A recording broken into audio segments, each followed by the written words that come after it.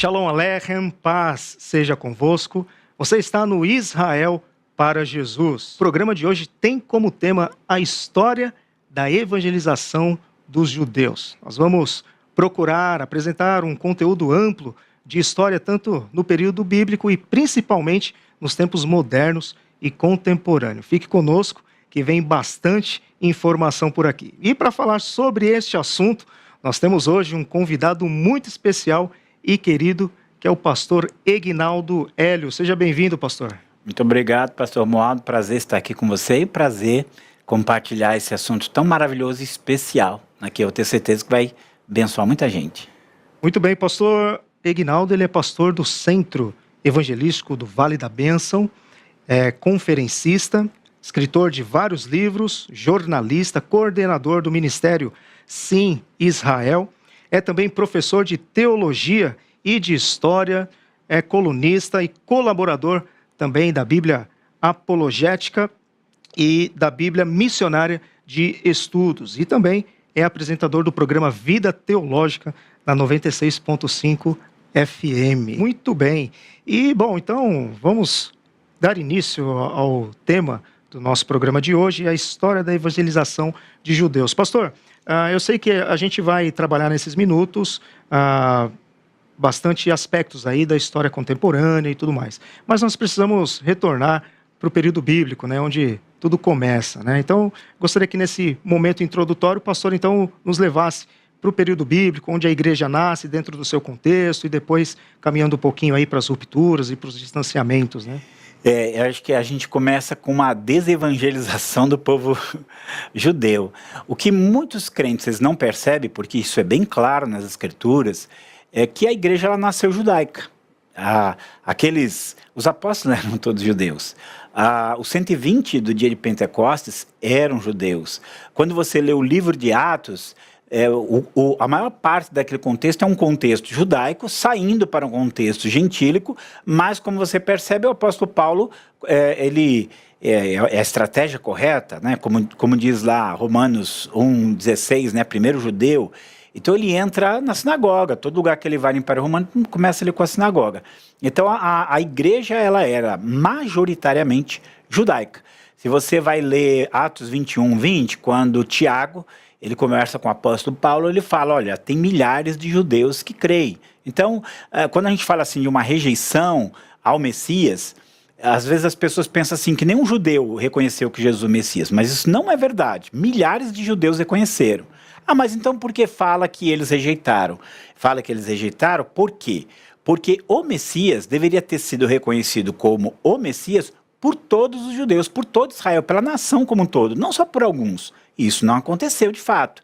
Então, quando fala que eles rejeitaram, essa rejeição foi uma rejeição parcial. Muitos deles reconheceram Jesus como Messias.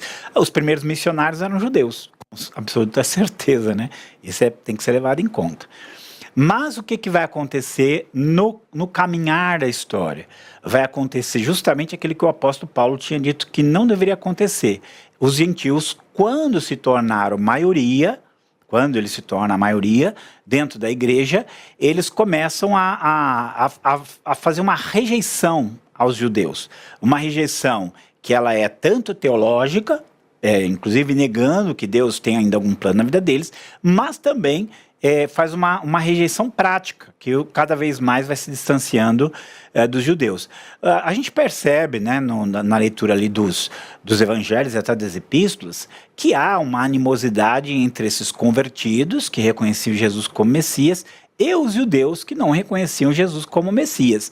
Só que essa ruptura foi crescendo, crescendo, crescendo, e a gente pode dizer que ali no século III, IV, ela já era completa. Já havia não apenas uma rejeição teológica de qualquer importância do povo judeu, mas havia, digamos assim, uma animosidade, uma oposição mesmo com relação aos judeus.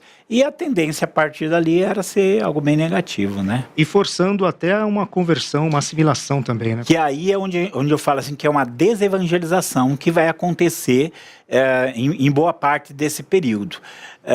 Por quê? Porque o judeu, ele tem a identidade dele, e o que é que acontece, pastor Romualdo? Havia havia desejo que o judeu se convertesse, se tornasse cristão? Havia. E se tentava uma conversão. Mas o judeu, ele era aquela pessoa, como eu posso falar assim, que valorizava muito a sua identidade.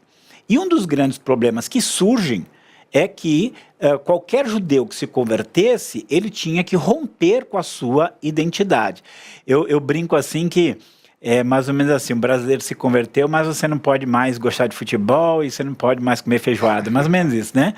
Então você não pode mais, isso aqui era um rompimento muito drástico. E para o judeu que teve que lutar para manter a sua identidade espalhada ali entre as nações, isso era quase uma traição, né? Uma traição ao seu povo, uma traição ao próprio Deus que ele acreditava, ele entendia isso. Então você tinha, inclusive, juramentos que judeus tinham que fazer assim, amaldiçoando todo o seu passado. E aquilo era muito difícil para eles fazerem. Essa exigência de uma assimilação drástica acabou cada vez mais afastando o povo judeu.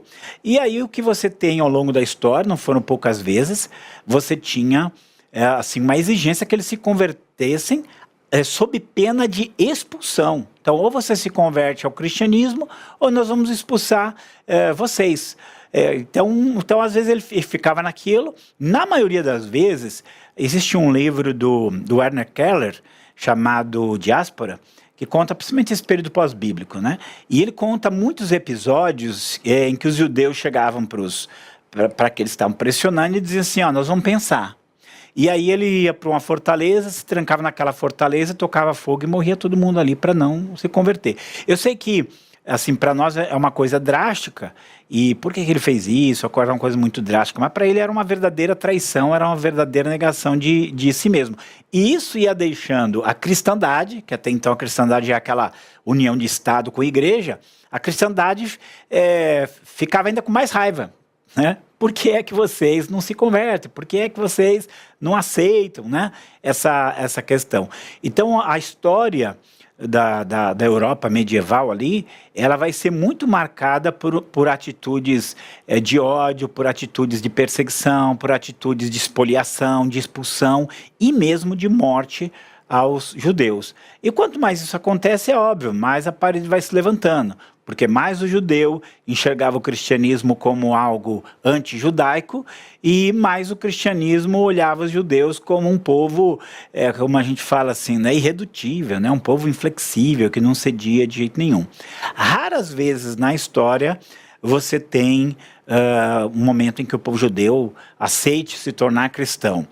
Você tem um fenômeno que acontece principalmente na Espanha, que os judeus estavam muito bem ali, né? Eles estavam muito bem economicamente, tinham uma boa vida, e quando vem digamos, a pressão para que eles se convertam, eles o fazem de uma maneira superficial, né? De uma maneira superficial.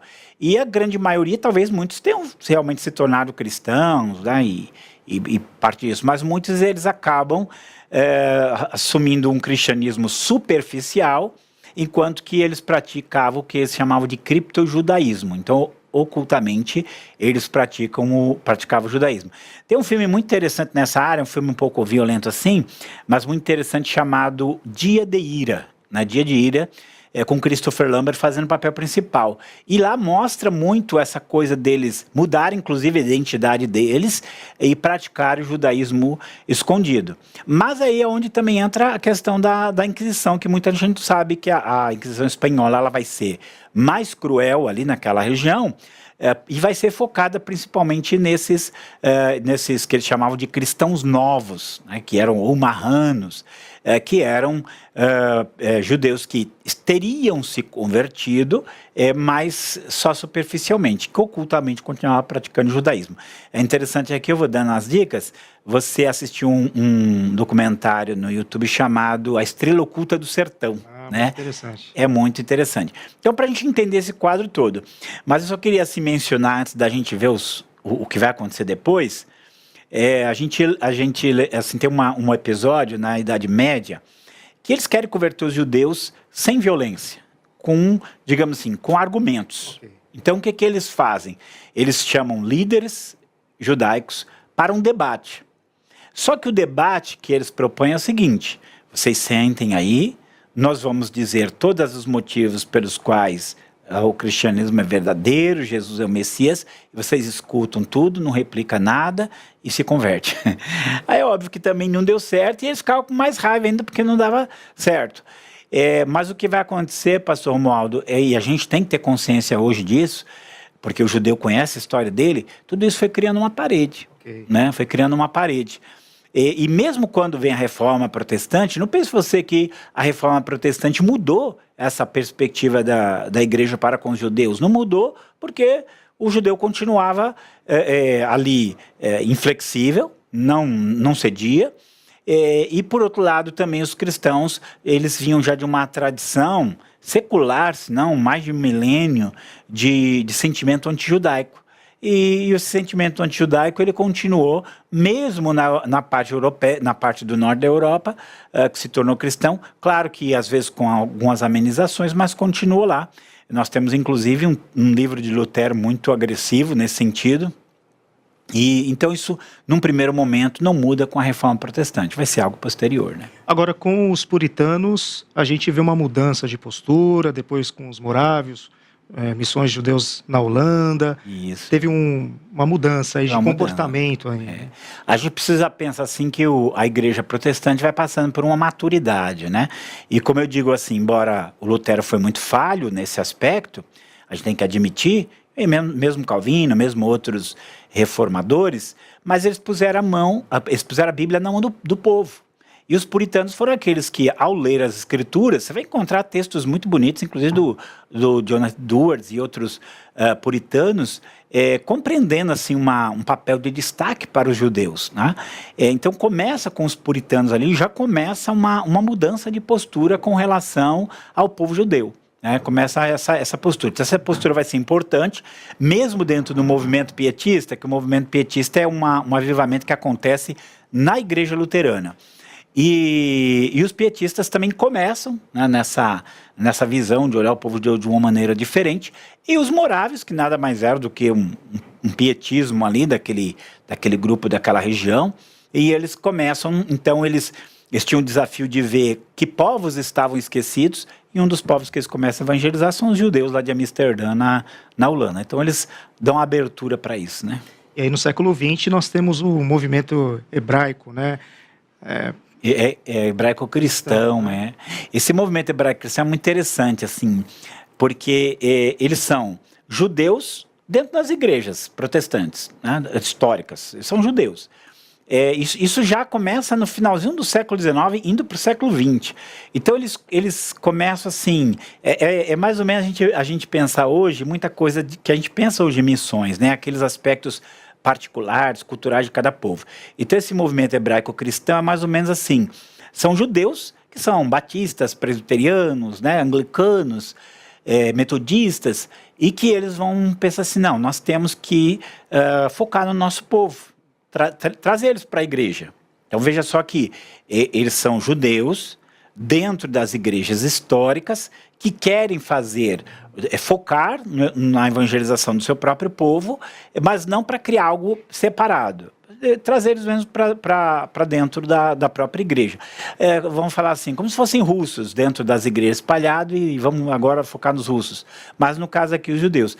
Então esse movimento hebraico-cristão, ele é marcante dentro desse aspecto da evangelização dos judeus, porque ele já tem essa percepção de que é necessário uma ação específica, uma estratégia específica para trazer os judeus para o seu contexto ali cristão, né? E é a partir daí então que vem Junta Americana de Missões aos Judeus, junta a missão presbiteriana aos judeus, também em Chicago. Isso. Aí você começa a ter uma série de missões já bem focadas, né?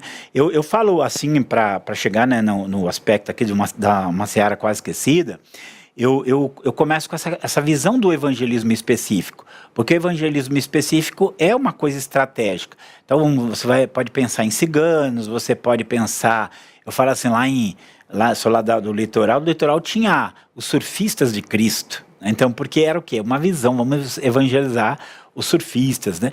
Então, essas missões, elas começam a ter essa percepção de que há algo próprio dos judeus e que precisa trabalhar nesse sentido, né?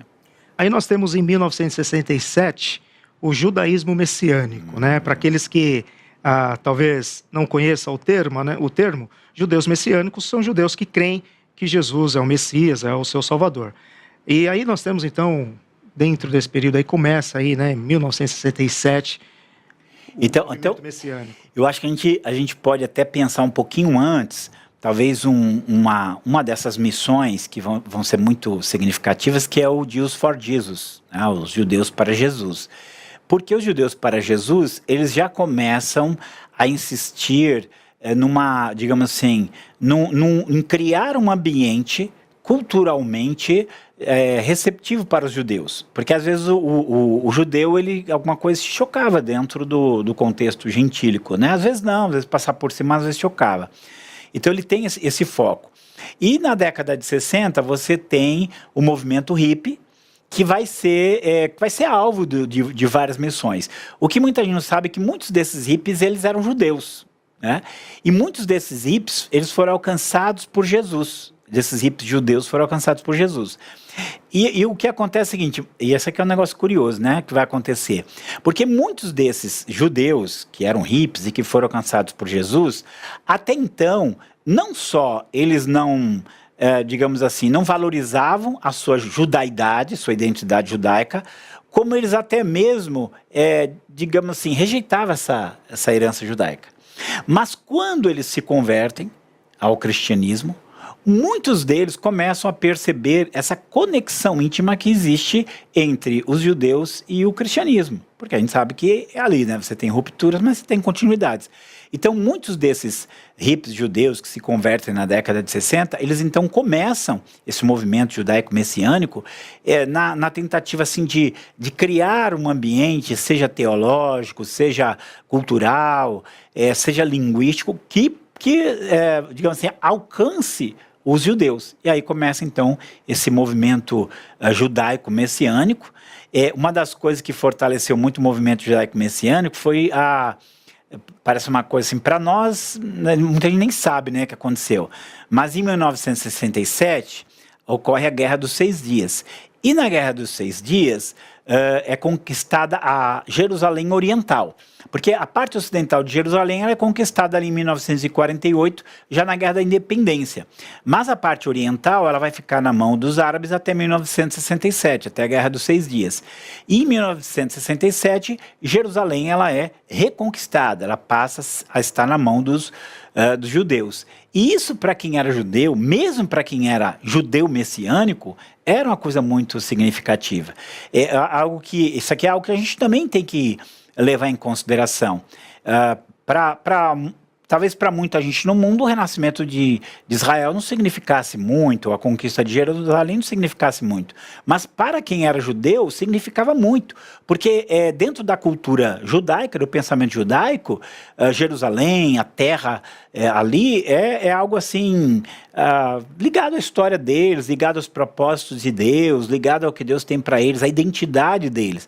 Então aquilo que acontece em 1967 vem fortalecer ainda mais essa tendência dos judeus messiânicos, né, que começam, muitos deles, e aqui é uma outra coisa importante, que começam a migrar para Israel, porque eles eram judeus, e eles ali também vão colaborar para que o evangelho chegue em Israel e alcance novas vidas, mas como a gente sabe, ou talvez muitos não saibam, é aí onde você precisa ler o Israel, o povo escolhido, boa parte do povo judeu ele ainda permanece espalhado pelo mundo, uma grande parte nos Estados Unidos, mas em outros lugares, Europa, Brasil, Argentina, né? E aí então onde começa esse movimento judaico-messiânico, focando, já como um movimento à parte, essa diferença do movimento hebraico-cristão, que era dentro das denominações. O movimento judaico-messiânico ele já é um movimento à parte, né? E que começa